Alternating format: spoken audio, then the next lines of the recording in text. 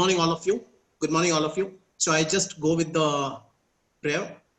Om Sri Narayana Parama Guruve Nama. And it's my pleasure to introduce today's speaker. Let's welcome Mr. Sri Rajeev Bhaskar. So it's my pleasure to introduce him. He was born in Kerala, Cherthala, India. And after having his MBA, he started working in Middle East, Dubai since 1992. And he worked in Hong Kong, China, again going back to Dubai. Then he moved to New York in 2005. And currently he's working as Director Supply Chain in food industry. And Mr. Rajeev's spiritual journey. See, Rajeev's uncle initiated him into the religious world where he was a boy. He exposed him to so many stuff. His mom is a Sanskrit graduate. These circumstances have contributed to whatever interest he holds today. Sri Rajeev remembers an unappanished class of Swami Nitya when he was 15 years old, something which he clearly remembered.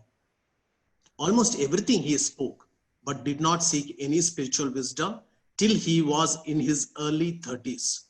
He met a sadhu who had been wandering all over India, occasionally took classes whenever he came to cities, and he leaves.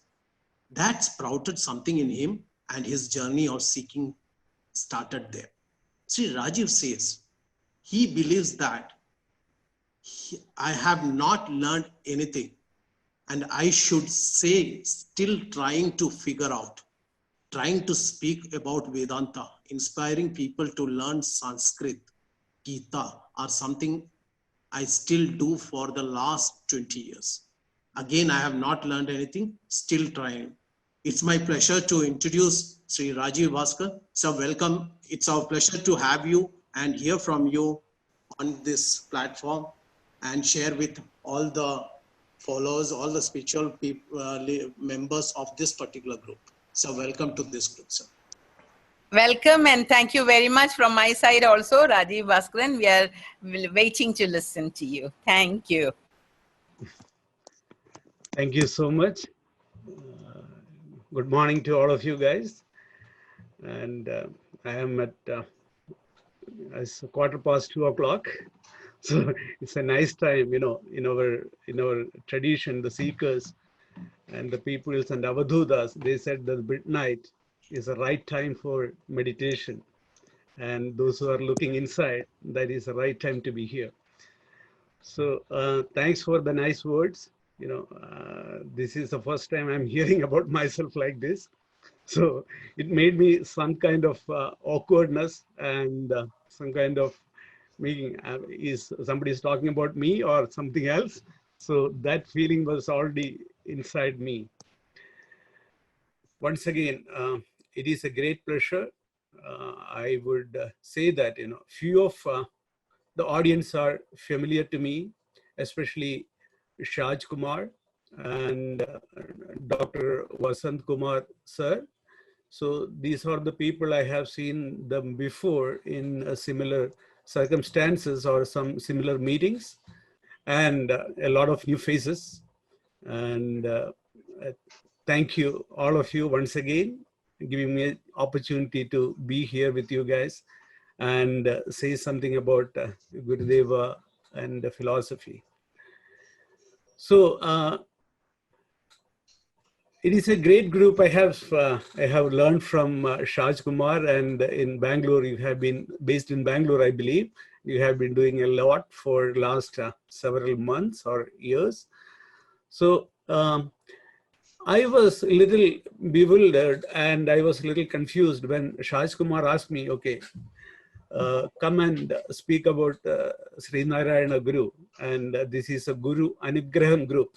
So when we combined Guru Anugraham, Guru Anugraham, so it is a basic Anugraham to all of us to be here and learn about Swamiji, to be honest. And I don't consider myself as a speaker or a scholar or somebody who knows about it. What I said, why should I come and speak to you? What should I speak about? And that was the first thought when Shaj Kumar asked me to come and speak about here. But I could not figure out a solid reason why then I believe in those kind of, what do you call, uh, I don't know how to put it together, but there is some destiny follows me to come here and say something. But I would put like this way, like I am a layman, I am one of you, and I am sharing my thoughts about something which we all share in common.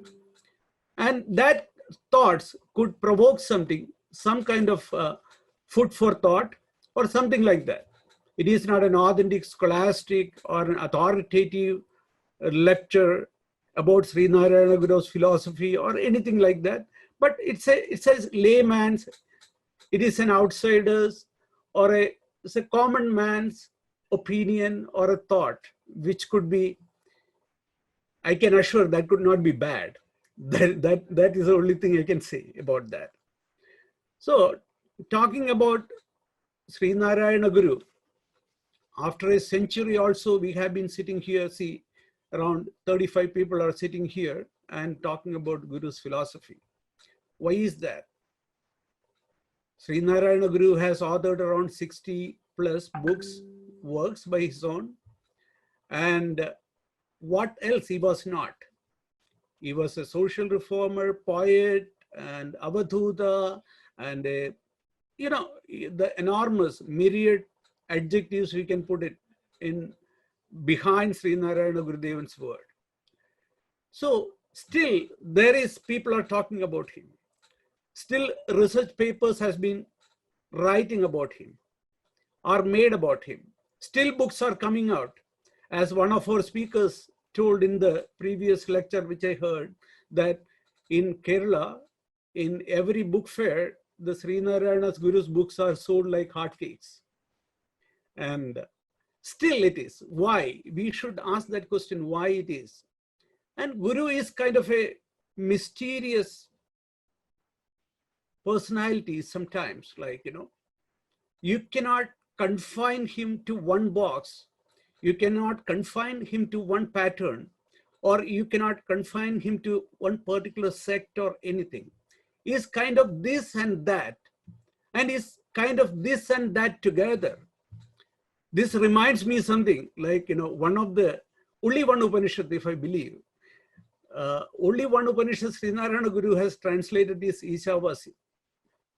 The Ishavasi Upanishad is the only one, it with 18 slokas, 18 mantras, if you say. That is one of the most mystic poem or a mystic thing which has been written among the Upanishads itself. From the beginning, from the Ishavasi Vidam Sarvam. And it is saying that, so a lot of things, avidya, vidya, and it is saying that this is not right, and that is also not right. Or this is right, and same time that is also right. It is small, and it is the biggest one. So the contradictions or the mysticism is the parameter or a benchmark for a philosophy. Ishavasana is the number one Upanishad which has been presented to the mankind. The same thing like Guru, like the same thing. One sentence is Gurudevan ridicule the temples, and the second sentence Gurudevan say the temples are the way. Or and just put an example like Gurudevan says something one way, and sometimes he opposes that way also. It takes a lot to understand Gurudevan, and you cannot put him in a confined box, and he is not a binary. But we people are very objective, like we need to have either 0 or 1. We need to have this or that. And Gurudevan doesn't come to that kind of situation, like you cannot confine him to that or come to this. He was always right.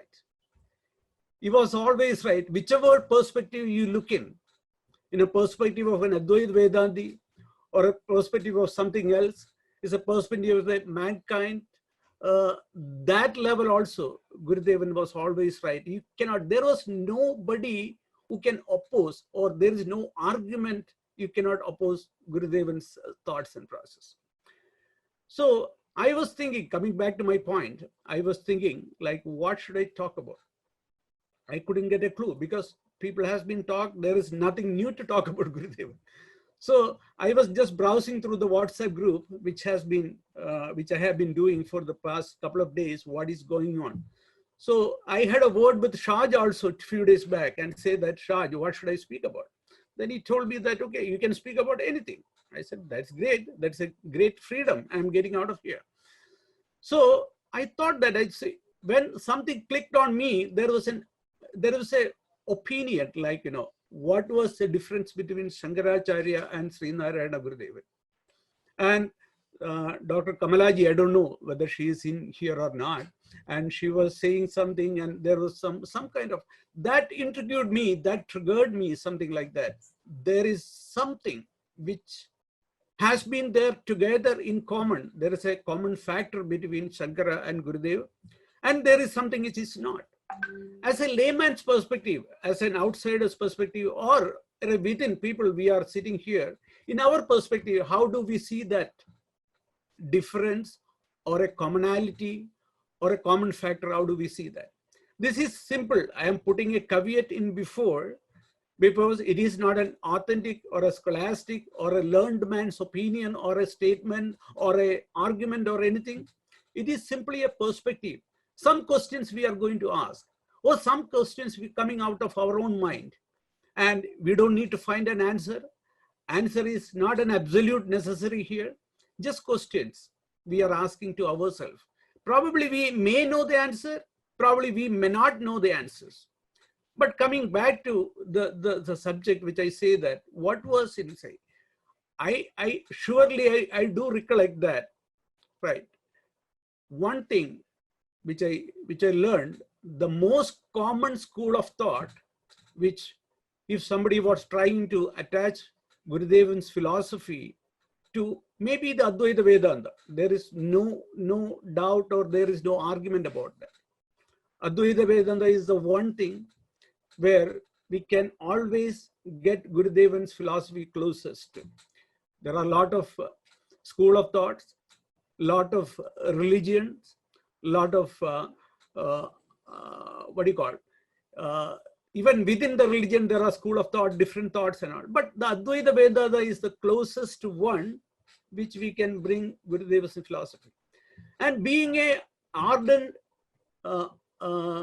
forefather of the Advaita Vedanta, Shankara comes before that. So what is common between Gurudeva and Shankara, or what is making them different?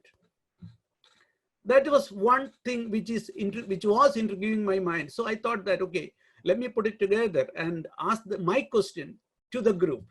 The group will evolve. They will try to find an answer and see that, okay, which could be beneficial for me also to learn about that. So Shankaracharya is called, like, say for example, all the common prayers, like, Asmadacharya Parindam, Sadashiva Samarambham, Shankaracharya Madhyamam, Asmadacharya Parindam, Vande Guru Parambaram. Almost everybody, all those Sanatana Dharma and those lineage, everybody is starting their Guru prayer with that. That what does it mean? Like Sadashiva from the God itself, God Shiva itself started that parambara, and Shankaracharya Madhyama, Kalau Shankaracharya, the Kali Yuge Acharya is Shankaracharya. That is what that belief, that school of thought is believing that. And Asmadacharya Paryantam, our own teacher. So we are parambara, this parambara we are prostrating before we start something. So Shankara has been with the Advaita Vedanta, very clear thought, a span of 32 years from our own Kerala, started from Kaladi and finished in Kedar at the age of 32. So he was very clear, very subtle, very focused about and what in a human being can achieve in 32 years old. He has written all the Prasthanatrayam Bhashyams, like Bhagavad Gita and all the Dasopanishad, plus Brahma Sutra Bhashyam. So this is called the Prasthanatrayam, as we all know. He written the Prasthanatrayam Bhashyams, plus a lot of Karikas and lot of Stotrams, and immense belief. And he revived the so-called Hinduism and put it straight And it was only one reason, whatever we call it, that way at this point of time. So that is Shankara's what dhimahi, that dhi, like buddhi and his wisdom, and that comes. And where does Gurudeva? Gurudeva also follows the, what he called, he might have told in one, or somebody might have, there is some anecdote. In philosophy, we are following the Sangarat path or something. Where does that comes in? Where does that goes away, and where the path collides and where it goes differently? Or are they going differently? That is a question I should be asking. Or are they going same? That should be the right question to be asked. So the first and foremost thing is the jati and varna. Very sensitive subject. Did Shankara agree to the jati or varna? Did Gurudevan agree to the jati or varna? So that is the first question to be asked. That is the only major thing which has been separating the path right there. So before that, we should go that what is jati and varna, what we have to define upon that two things. Like jati is janmana jayate iti jati. From the birth, somebody is getting like a DNA or something, some lineage. We are getting what I'm getting, my parents, my father, my dad, and my mom. So that is the jati, like, you know, so it's a kind of thing. So that everybody agrees upon that. And the varna is what varnyade jayate anena iti varna. So what does it mean? That by some quality, what is getting known, what are you, it is called varna. That is the argument. I am not saying there is no, as I told, it is a layman's opinion. I am not a scholastic, I am not a what do you call, academician or anything. So varna is something which reflect your qualities, and jati is reflecting something which is lineage. So the question was that Gurudevan's perspective is very clear. There is jati nirnayam and other two. He has clearly written that I don't have anything to jati. There is only manushyana manushyattam jadir gotam gavam yatha. There is only one jati, only matam. There is no ambiguity in my thoughts, in my thought process. His point was very clear. Then Shankara's thing was, or even the Vedantic, Shankara was written, as I told, then Prasthanatrayam, like Bhagavad Gita, Upanishad, and there is varna. You cannot define that. You cannot deny that. When Bhagavad Gita, there is clearly say that Chadurvarnyam Maya Srishtam, the 4th chapter, Gunakarma Vibhagasa, Tasya Kartaram Abhiyam, Mithya Kartaram Abhiyam. Same time, Bhagavan is saying, Sri Krishna is saying, Maya Srishtameva, Chadurvarnyam, 4 varnas are written, made by me, Guna Karma Vibhagasa. So, Gunam means what? Your aptitude or your taste or whatever inherent in you. Karma is your deeds, whatever you're doing, the path you're choosing. And according to that, that is Guna Karma Vibhagasa Chadurvarnyam Maya Srishtam, I created. And Tasya Kartaram Apimam. You have to know that I am the creator of that thing, and Vithya Kartaram, at the same time, I am not the one. So it's a confusing statement altogether. You see that confusion in so many other philosophical tests also. So that is Bhagavad Gita is clearly talking about. And a lot of Brahmana things is coming up, Varna Sangara Karakhi in the Pradhamanta and Brahmano Gevihasini. So there are a lot of references are coming in Bhagavad Gita about Brahmana and Varnas and all. So we cannot, or even Shankara cannot say that no to the Varna right there in the Bhagavad Gita. He has to agree that there is Varna. There is no doubt at all. Otherwise, Bhagavad Gita is going to be baseless. There is Varna separation is there. And of course, in the Vedas, we will come to that. But before that, I will take a one step behind that. Where this jati and where this Varna, it's a hot topic. I know that. This will definitely trigger at least 15 discussions after this talk. I know that it is going to happen. So willfully, knowingly, I'm putting this very delicate subject in front of everyone.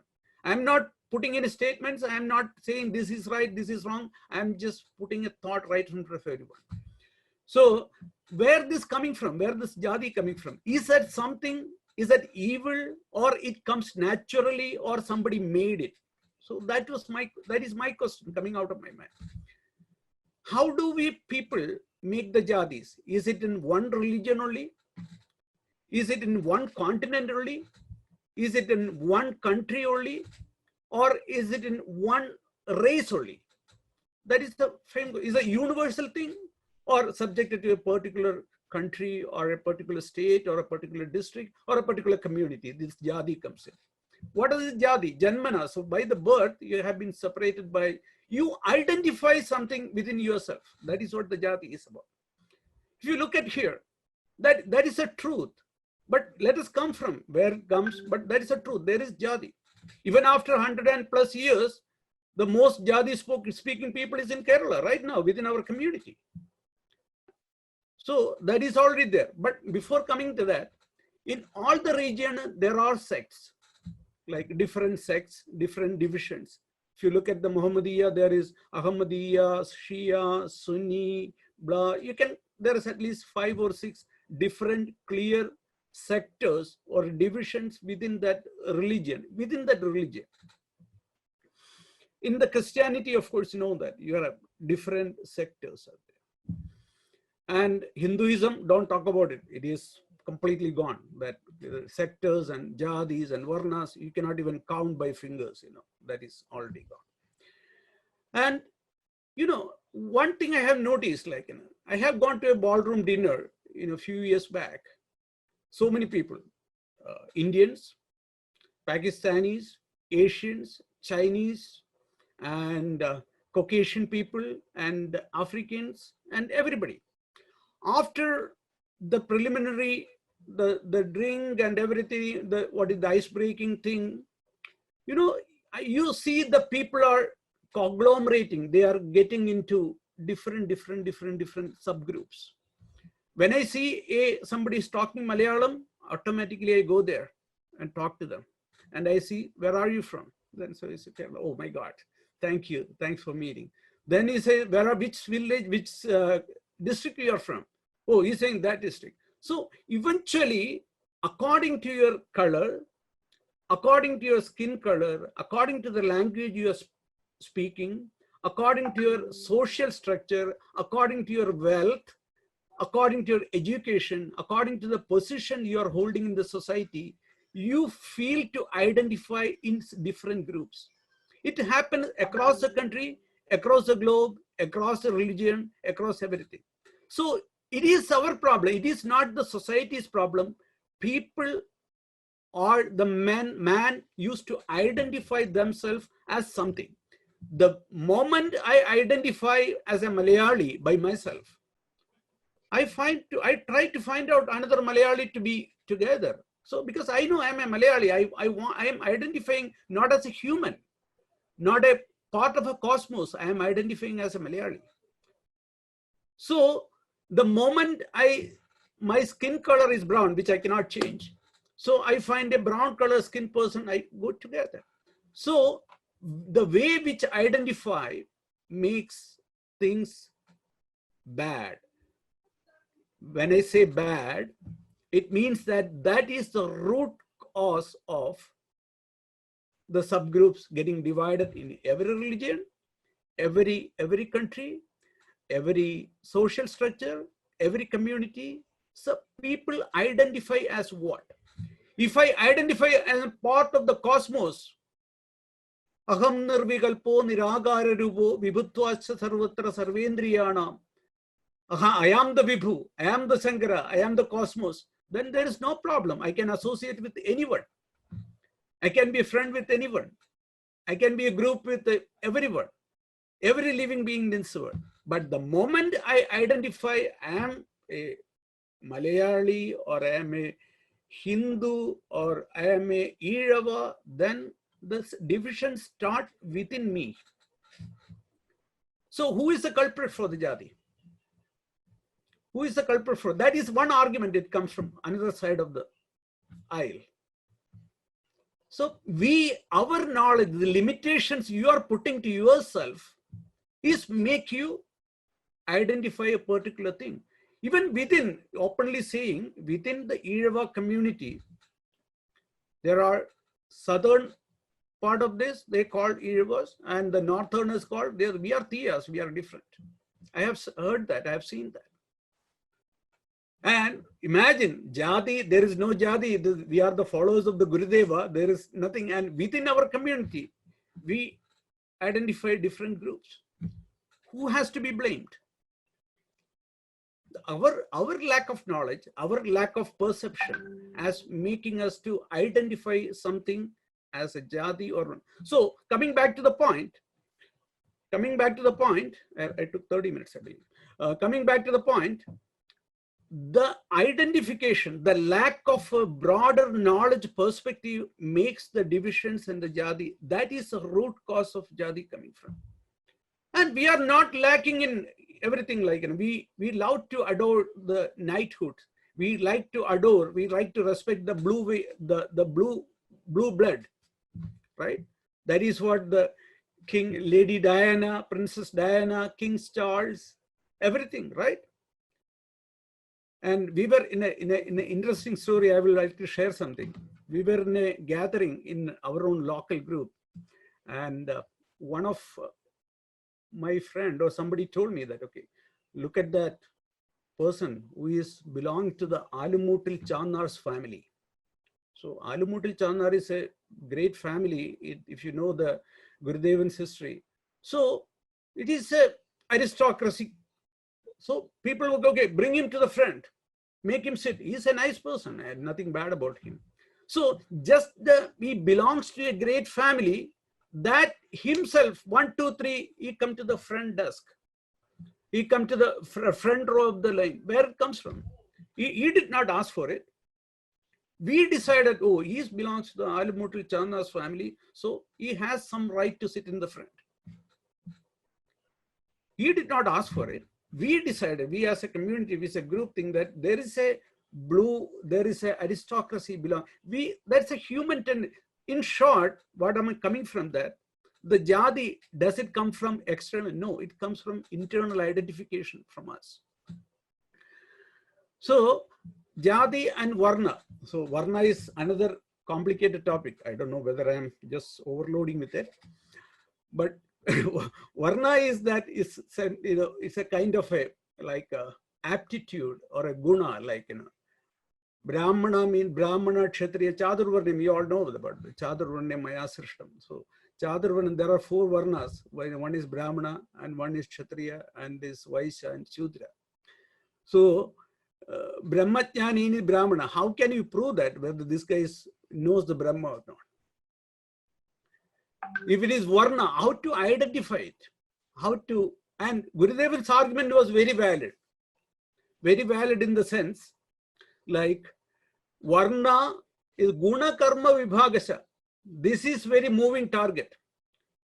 Even within me, my gunas can be changing every year or every day or every month. So if today I am a Kshatriya behavior, tomorrow I could be a Brahmana guy. And day after tomorrow I could be a Vaishya. So it is something which is, you cannot make it finite. So Gunam is, and Karmam also.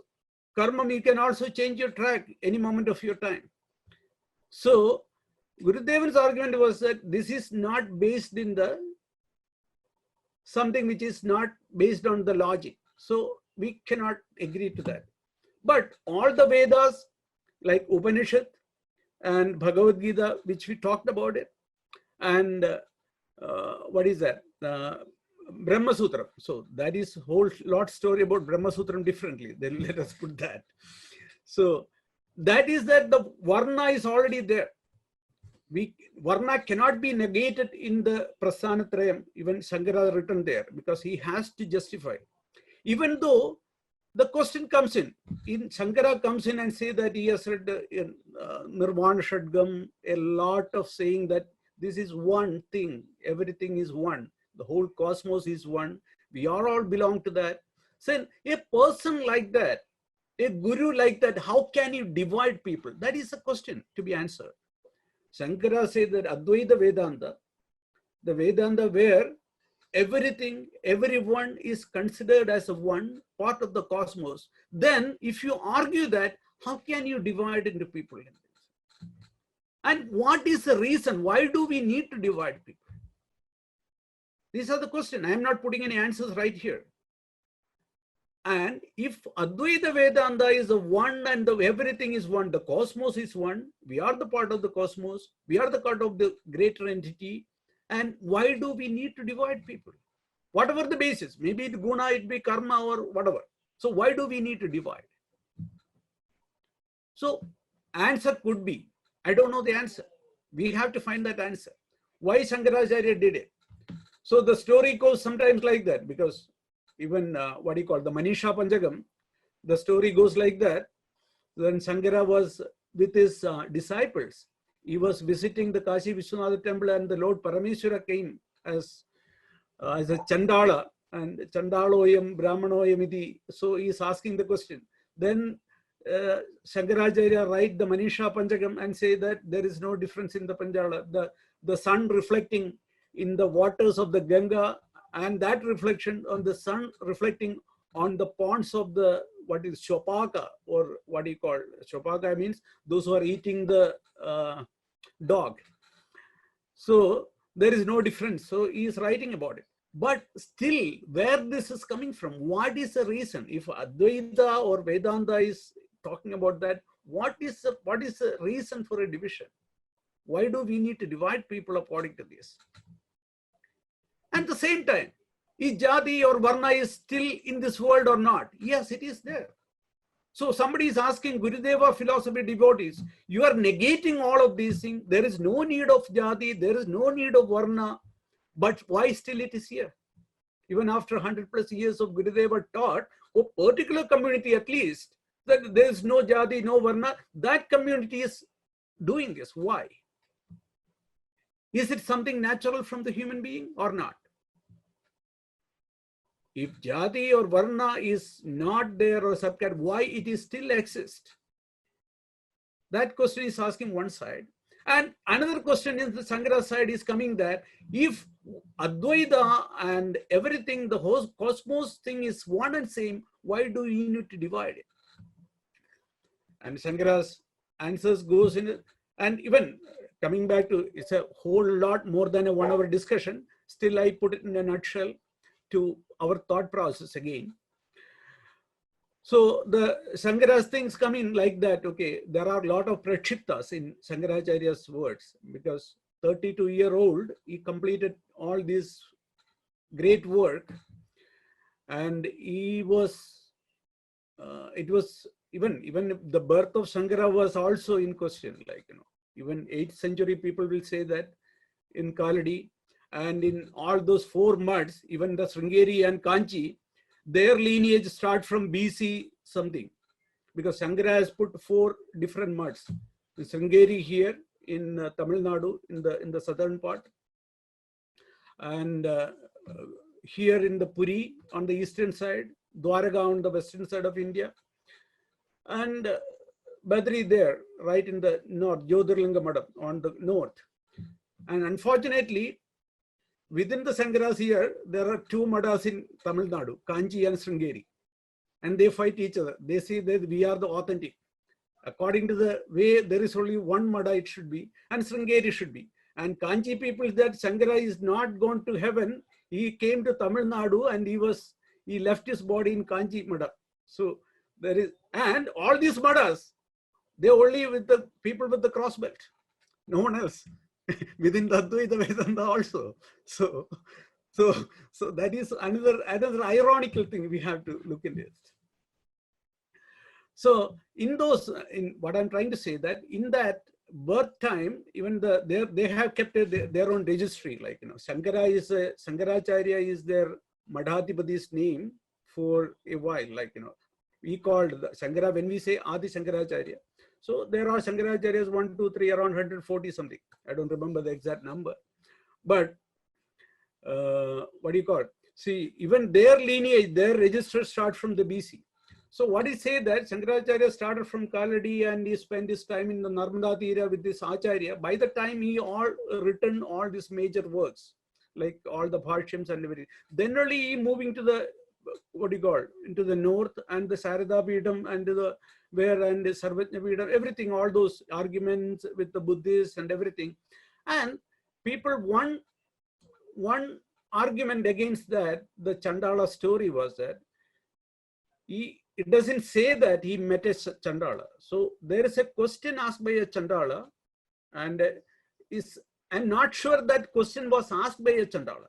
So before the Manisha Panchagam, the last line say that, is there any difference between a Chandala and a Brahmana? Could be a diametrical opposite two things. Chandala is in the one end and Brahmana is in the one end. So the question might have asked by anyone.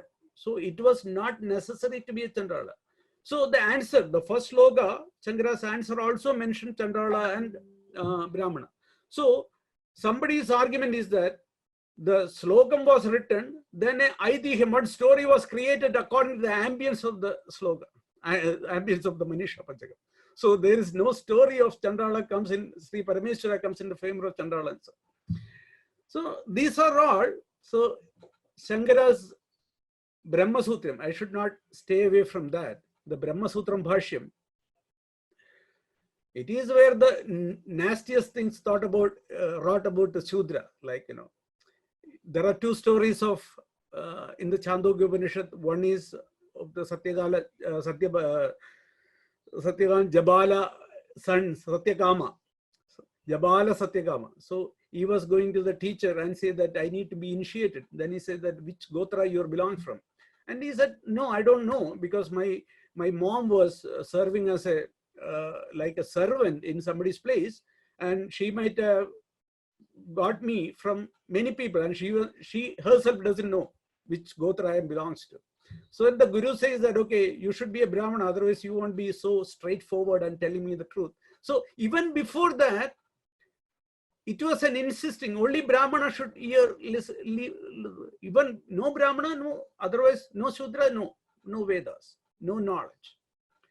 Even the Janasruti Shloki, like in the sloka, the story of the Janasruti, the king, which was listening to the array Hamsas flying across, flying on the top of him, and say that he doesn't know anything, only the guy on the street, Roika, only know about the knowledge.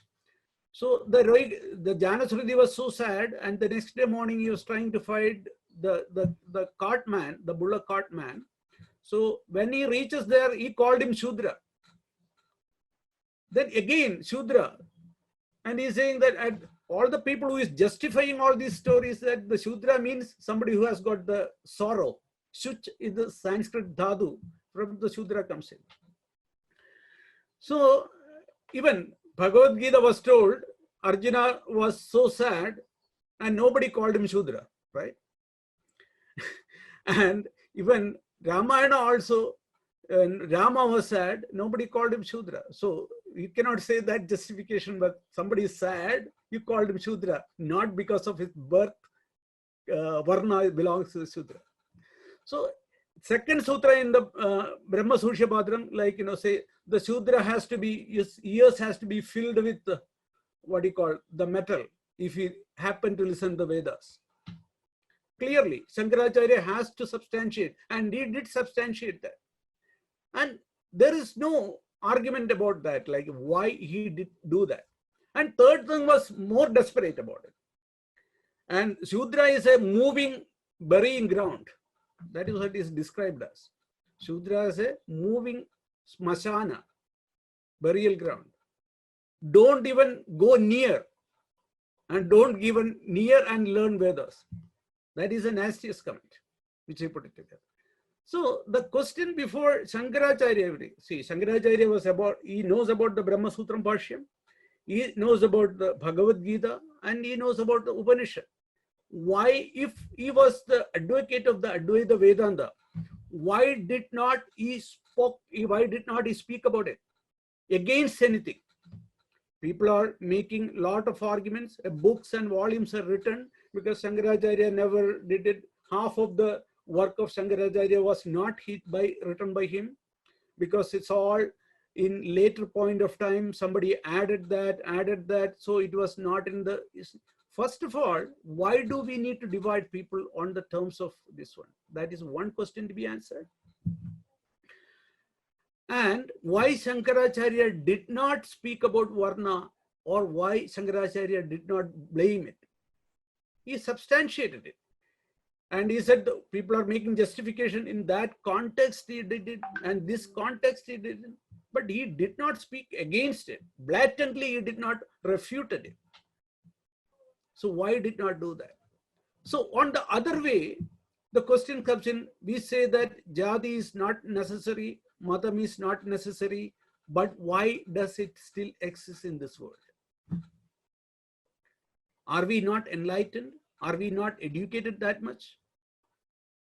Still, I don't want to marry my child. If a possibility is there, I want to marry to my community only. I don't think the human being is a one and big race. I don't want to marry my son to an African girl. If possible, definitely somebody from our own community, Irava. Then the choice is, if it's not possible, it's from Malayali. If not possible, then India. If not possible, then why this confinement comes from? Where? It is within us. So there are two arguments. There are two ways of, if Shankaracharya is one person, is a reflection or is a representative one side, and one side this Jati. So there are arguments against and back and forth. How many minutes we have more?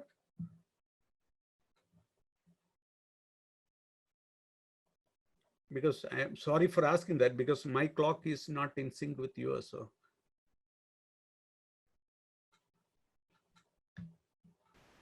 Yeah, you can carry on. You can carry on, Rajeev. It's very, very interesting. And, let's not break the thread. Definitely for 10 more minutes, you can carry on, and then we will see. Okay, all right. So the Gurudevan's argument was very, very perfect. There is no doubt at all. He said the Mansha only one goat. There is no other way. When he said the sentence of Brahmana Saivam, there is Brahmana, there is no concept of Brahmana. Clearly written there. There is no concept of Brahmana. Don't even think about that line. That was Gurudevan's thought. He said that no, human beings are one. And the other side, it is saying that Varna, there is one Varnam, Brahmana, because of your taste. And the argument is that even among the Irava or among the scheduled caste or among the backward community, there could be Brahmana. So that is the argument, right? So don't worry about it. Don't be sad about it. So you can also be a Brahmana. So that is the argument. And among that also you can be a Kshatriya. Among that, so that is another argument. So which argument is correct? Or which one is bad, which one is so that is a major question. Why this happening? Why these thoughts are coming from? Where it coming from? Is there still exist? And what are the philosophy we have? If that Varnam is a right, or Varnam is still existing, or should we agree upon it? Should we, what is the absolute reality here? We are not blinding ourselves. If I am an ardent follower of Sri Narayana Guru, I will definitely kill that part and say that I will blind to the truth that it is still existing in this world. I pretend that I don't see it. And if other side, I have a lot of arguments, like, I can easily win that argument. So which is correct, which is not correct? Is there an answer? Before we are asking for an answer, should we there an answer? Do we need to find an answer or not? That also is a question, right? Do we need to find an answer to that thing or not? So as like you, most of you, I might also, or I may be also puzzling with the question. So the one question I can comprehend here could be, this is a human nature or human tendencies like this, whatever it is. Categorizing it, you are making a mistake. And making a category and bringing to the social landscape, say for example, so Brahmana, Kshatriya, Vaishya, Shudra, all the Chadar Varnim and everything, it is your inherent qualities within yourself. Let it be like that. As Gurudeva told, it can change. It can be fluid. It can go this way and that way. Every day it can be changed. Don't bring that to the social landscape. Once you bring that qualities, like even within a family of 5 people, there could be a sattvic person, there could be a rajasic person, there could be somebody who is, it's a truth, but it's very, very, very difficult to find out who is what. And don't bring, when we enjoying a social landscape, social rights and social life, don't bring that too. Once you bring that, a lot of trouble comes in. And at the same time, can we negate that inherent qualities? We cannot negate it. As Gurudevan said, but it is there, but it is ever changing, but time. And how do we eradicate? We all know that the absolute answer, the absolute right, is to get rid of that. Get rid of what? Get rid of that we are seeing everybody one and same and equal.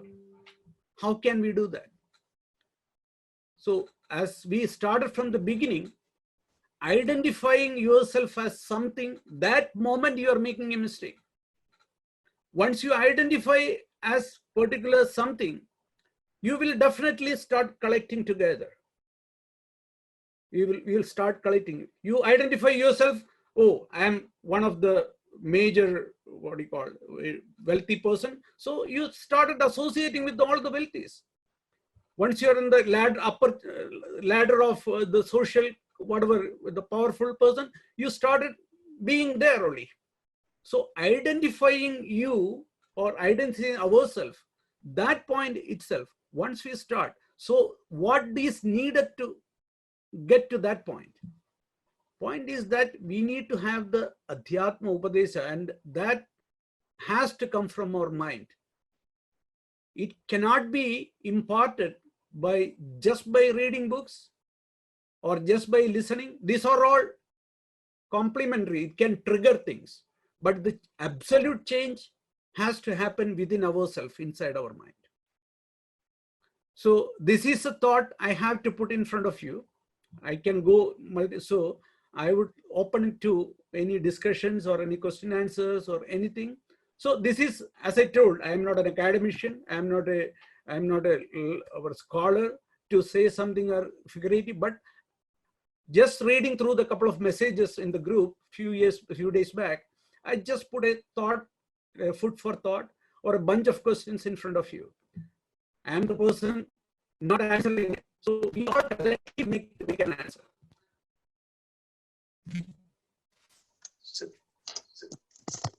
So thank you very much.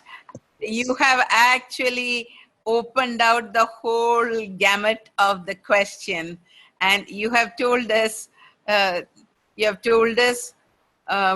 nuances of all that has been written, and the question, am I Shankara, am I Vibhu?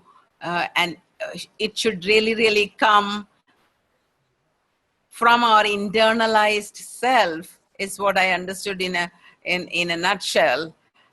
And what should be done? You haven't really given us a solution. What can be done? What should we do? Where should we start? You haven't given us that. You have analyzed the question very, very thoroughly. Thank you so much, and really opened out all the granthas in front of us. And it is for the Jnanis, scholars in the group, to take this forward and to bring forth solutions if at all they are possible. I'm really, really glad that you took up this topic. In fact, I am guilty of putting that forth as Guru Vachanam, which Madam Dr. Kamala Unnikrishnan had objected. And I was doing it very innocently, but after getting stewed in my own thoughts from 11th of March,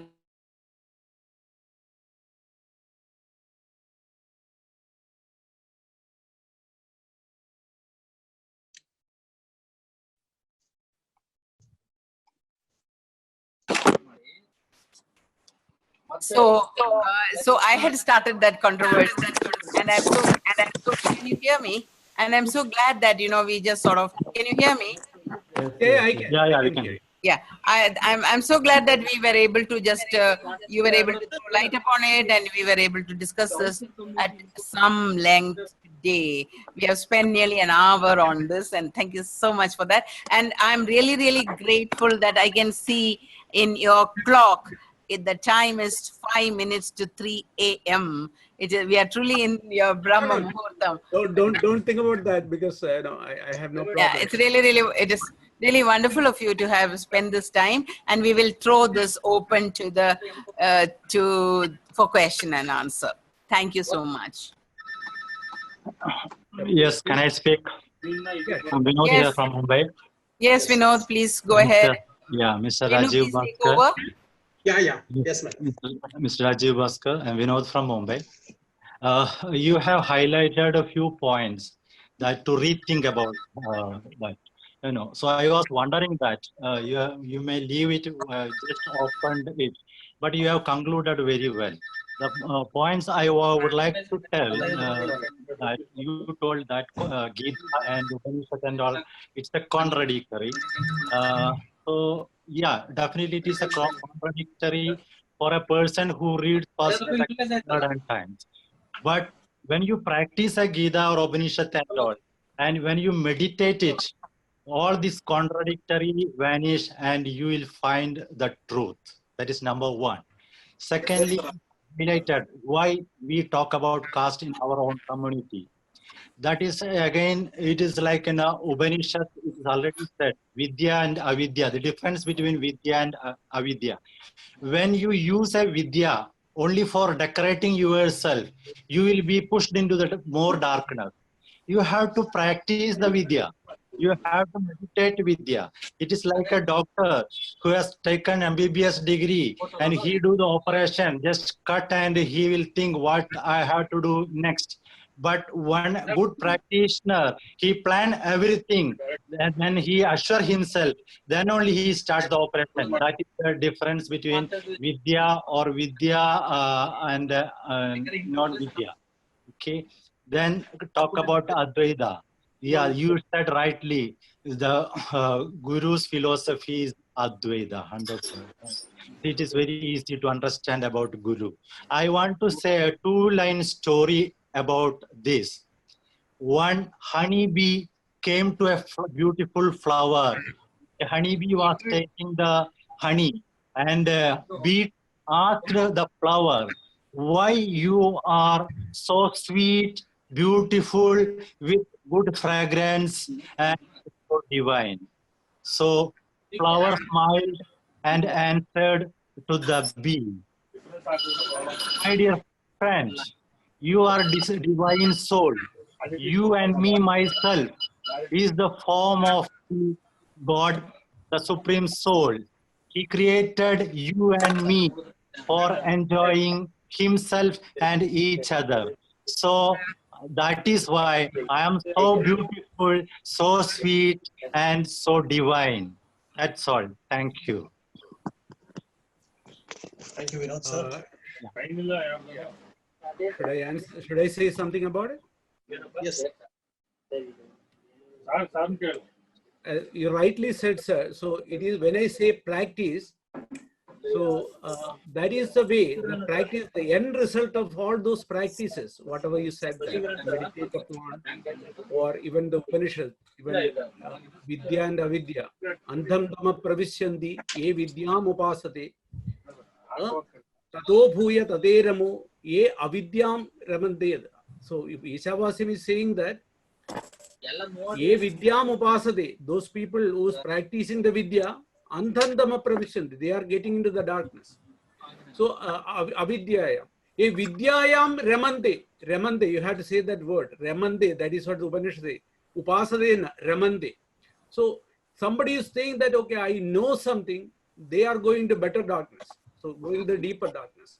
So my point was, what I am trying to say is that the practice or upasana or vidya or avidya, whatever it is, that the final point, the objective or the end result, that we should think that I am the cosmos, I am the one, that has to be reached. So that should be the end result of the practice or whatever meditation or whatever we have been referring to this. Once we have that feeling, There is no caste, no creed, nothing, no varna, everything is gone right from there. So that should be my that is my thought process on that. Because I may be wrong, but I'm still saying that whatever I felt. Yeah. That Ramande means it's you are just educating yourself only for just enjoyment, but that should be for the ultimate destination. So whatever contradictory, Guru clears very well. If we study his kridis, his words, so everything is clear there. That is why. Thank you. When the Brahma Sutram is, Shankaracharya did not do it. It is coming from the Badarayana, and it's a controversial subject. In the Apashudra Adhikaranam, there are multiple Adhikaranams in the Brahma Sutram. So, and even the Badarayanan or the Mahidasan, these are all not the Brahmanas. But there was argument. There are arguments that this has been added later point of time. But as of now, we have it in the Apashudra Adhikaranam. It is not written by the Shankaracharya. In the Apashudra Adhikaranam of the Brahma Sutram, Adasya Vedam Upasrannundaha Sudrat Srotram Purnamidi. So, Vedam Srannundaha Sudraha. Vedam Kirtunna. And it has to be filled. And there are 5 sutras in the Apashudra Adhikaranam. And one of the sutras is this, written by the Badarayana, so-called, not 100% we cannot say, and so-called Badarayana, and with the Sankara Bhashya, Shankaracharya substantiated it. I did not say Shankaracharya written that, Shankaracharya substantiated with the Brahma Sutra Bhashyam in the Apashudra Adhikaranam. That should be the answer. Thought-provoking questions, definitely, and many questions. It's not that the Rajeev is not the first one to ask these questions. These questions have been asked for at least 1,000 years, or maybe more, since Buddha's time. So now let's forget about Badarayana, Shankaracharya, and even for a short moment, Narayana Guru himself has come to be normal, ordinary human beings. Do I look like a cow? No. I look like just like Rajeev and Vijayan sir and Raghunandan sir, and So, and when we looked at the genome of human beings from all across globe, last year's study appeared in one of the prominent scientific journals. There is no pure blood, so to speak. A British man had 30% African, 10% Chinese, and 20% other lineage. So that is one side. It is 99.99% we are all same, made up of the same material. Now, the second thing is, there is a common sense approach to these problems, that you and I are made up of the same material, and we all have 2 legs and 2 hands and 2 eyes, and one may look a little bit darker because of the climate that person has been in. It's apparently, it takes 25,000 years to change from a dark colored person to a white colored person. So that is there. These are all scientific facts. Now, by saying what Guru said in Jadi Nirnayam, he is putting it that common sense approach. So that is the answer to most of these questions. Second thing is, now if we have to go a little bit deeper into it, now almost many Gita commentators have looked at that verse 13 of chapter 4 that Rajeev quoted. Chadurvarnyam maya srishtam gunakarma agashaha tasya kartaram abhima vidya kartaram avriyam. What what people don't interpret is why the Lord has put that last sentence there. Why did he say that? Know me as the undoer also. Could you please, who is talking, please mute yourself?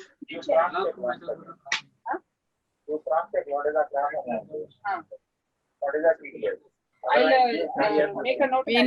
Can you locate who is the person who is talking and please request to mute, please. Whoever is talking, please mute. Please mute. All of you, please mute. Because both of us cannot talk at the same time. That is chaos.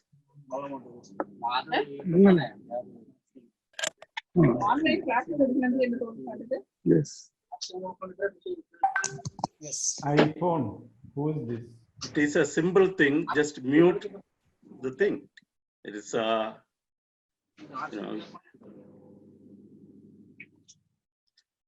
okay. So Yeah. Yes, sir. so why did the Lord himself put that clause there? That know me as the undoer also. Now, to make it understand a little bit more, I will tell you a story and you make your own conclusion.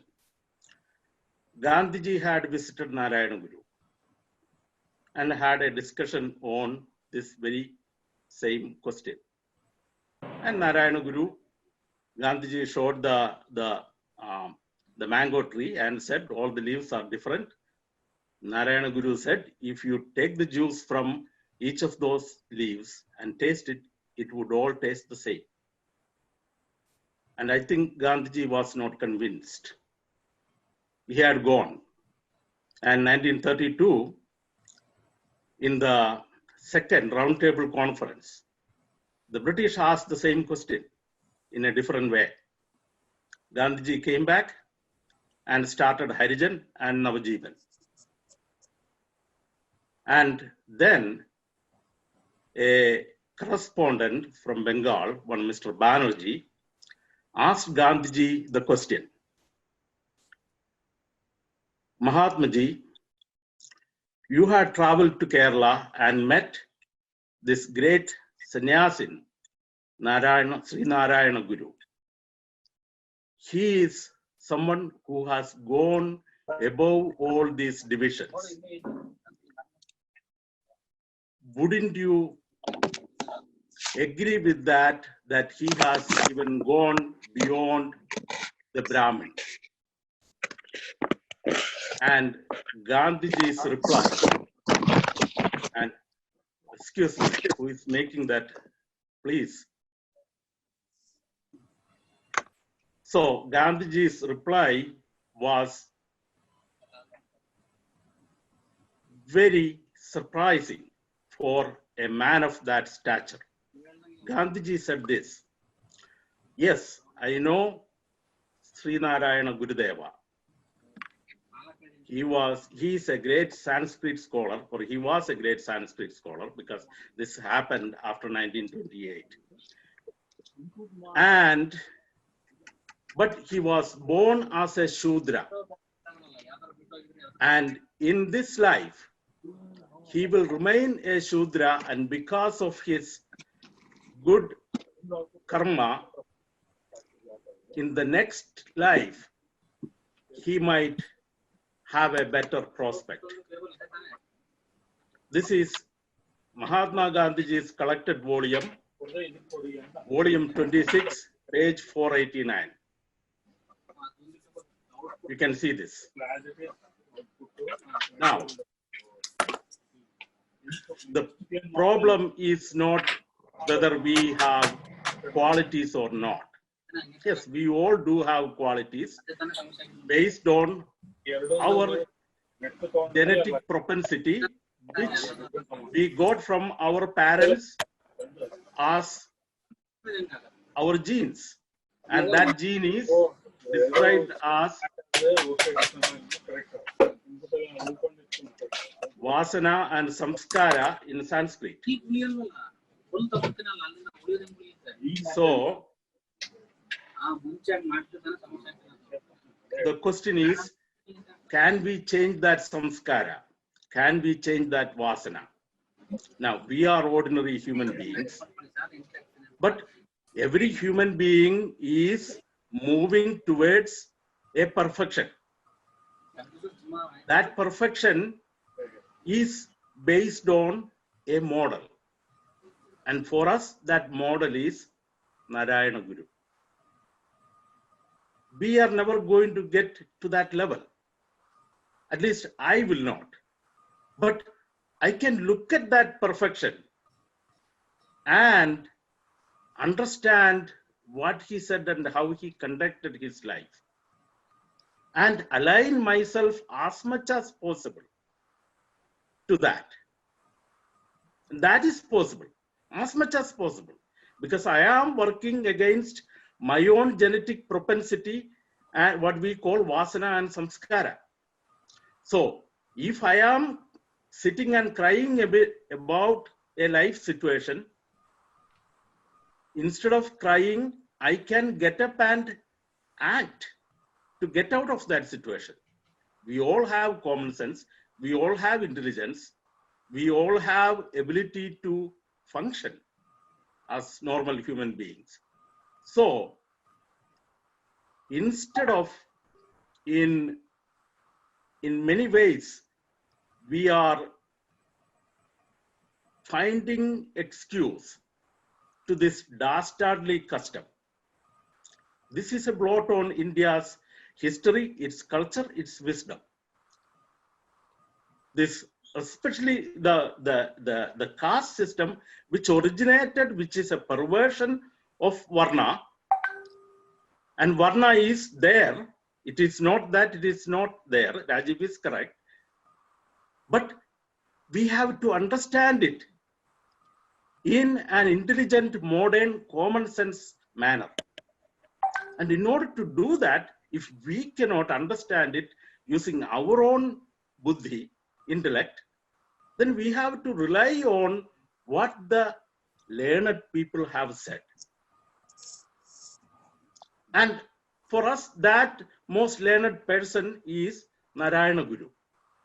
And in order to make it what he said, in order to make that available in a more understandable fashion, the later gurus have come and written extensively about it, especially Nitya Guru. So many ways. All these questions are answered in Nitya Guru's works. Thousands of essays, many books, 3 volumes of Brihadaranyaka Upanishad in Malayalam and in English. In that, these questions are answered one by one. So I'm not claiming that I understood all of it, but I am saying that we have a common sense, we have an intellect, and we can get beyond and above these divisions. It will still be there. It will still be there. I'm not saying that it is, but one step at a time, we can do it.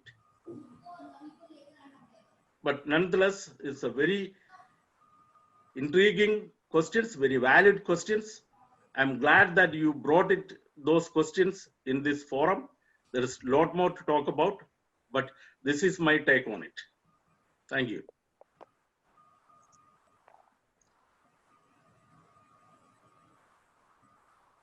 Else? Yes, Rajeev, would you like to respond to that? No, I agree. You know, solution is told was, you know, we are all talking the same thing. We have to look upon. See, the problem is one thing I would little disagree on. One is a phrase. It is not a common sense. We say it as a common sense, which I have to go back to the old saying that common sense is the most uncommonest thing. So that we lack it. You know, the human being has to. That is not something which is not seen common, even though we call it as a common sense, which is not seen as a common. So we need to elevate, we need to understand, we need to look to ourselves. So the answer, no arguments about what Dr. Sarasar said, there is no argument. Whatever he said is perfect. But see, when it's going to happen, how it is going to happen, and do we need another guru to come to Kerala to make it happen?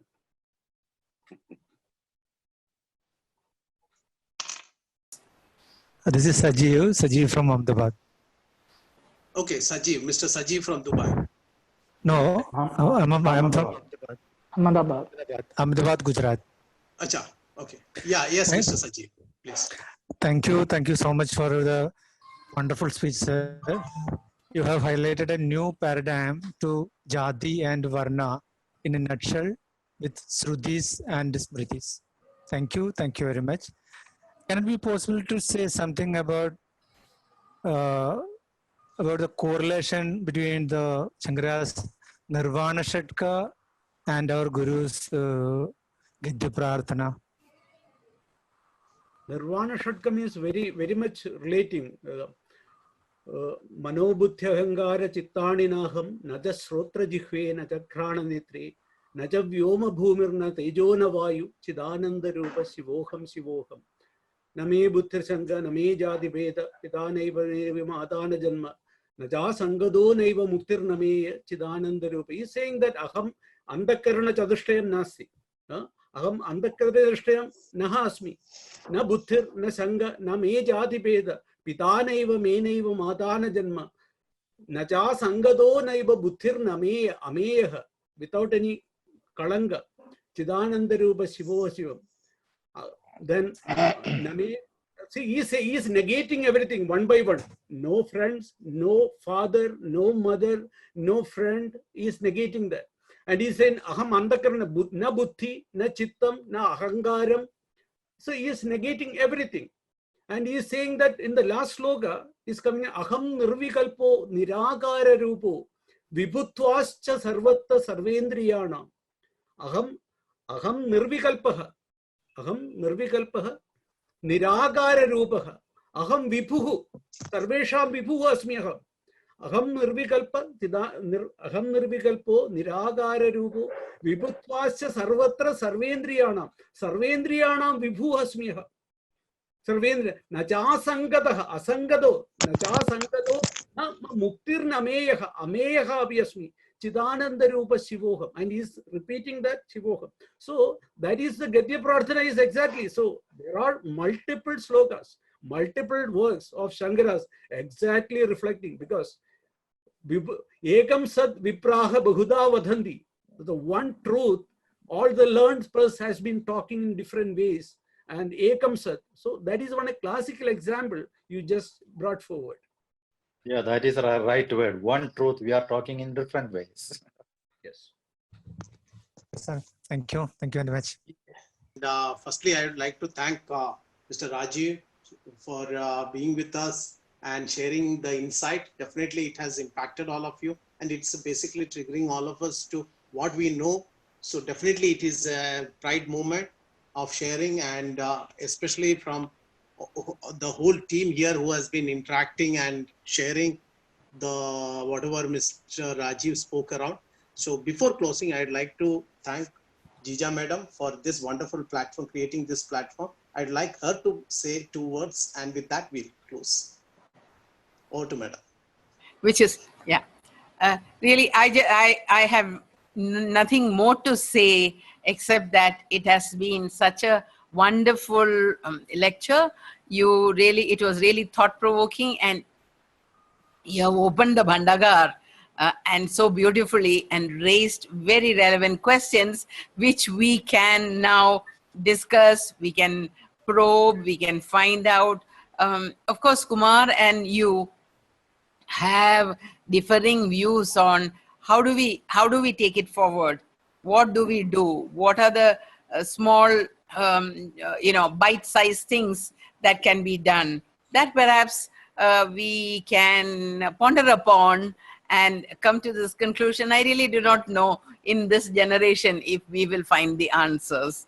As you said, thousands of years, people have been ruminating, discussing, contemplating, arguing about all these things. So is there a resolution possible? Is there a resolution necessary? Let's look at that. Thank you very much once again, Rajeev, Bhaskar. And please be with us. You know, it was my pleasure to be here. Like, you know, I still believe I don't need to be here like a lecturer or something, but you know, it was my fortune, as I say, my destiny or my niyati to come today.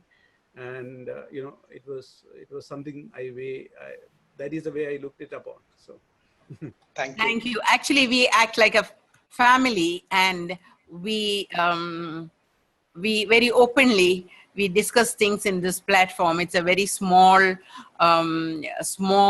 very serious-minded. I call ourselves a group of jnanis and jijnasus.